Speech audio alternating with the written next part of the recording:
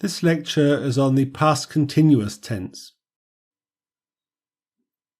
The past continuous expresses an unfinished or incomplete action in the past, and the past continuous is also known as the past progressive. And verbs that refer to emotions or desires don't usually take the continuous form. Things like fear, love, hate, etc. If you fear something, you always fear it, so you wouldn't use a continuous form for that. And please bear in mind that your native language may not have a continuous form. The past continuous is used for incomplete actions that happened earlier, to describe a story's background, to indicate a change of mind, to emphasize duration, for old habits that no longer happen, and in reported speech. This is how we form the past continuous.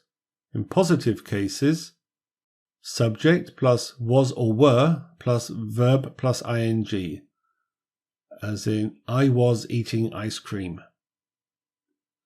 As a negative, subject plus was or were plus not plus verb plus ing. We weren't eating ice cream. As a question, was or were subject plus verb plus ing. Was she eating ice cream?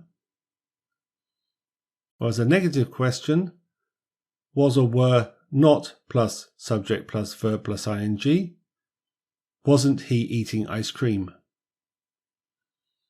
Let's look at some examples for incomplete actions that happened in the past. I was shopping when you called. He was working yesterday evening. And in both cases, they carried on shopping or working. They hadn't finished. To describe a story's background. As the sun was setting, he took out the ring and proposed. Oh. I was having such a lovely dream when the alarm went off.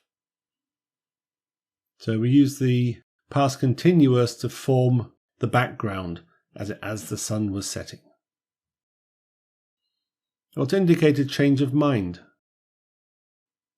I was going to watch a film, but I cleaned the house instead. Or I was going to clean the house, but ended up playing on the computer. Which one matches you the best?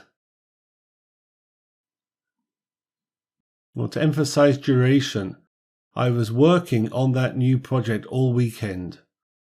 Now you could of course said I worked on that project all weekend, but by saying I was working on that project, it emphasizes the duration.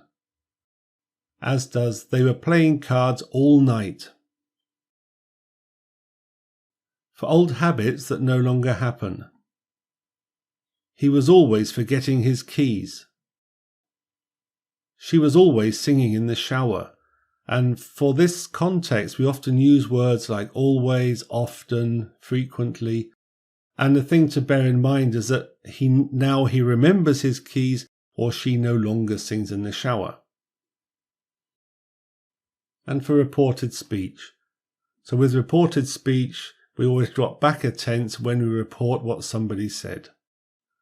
So if somebody said, I am saving to buy a new car, when we report it, we say, he said he was saving to buy a new car. Or we are planning our holiday, and when we report it, we would say, they said they were planning their holiday.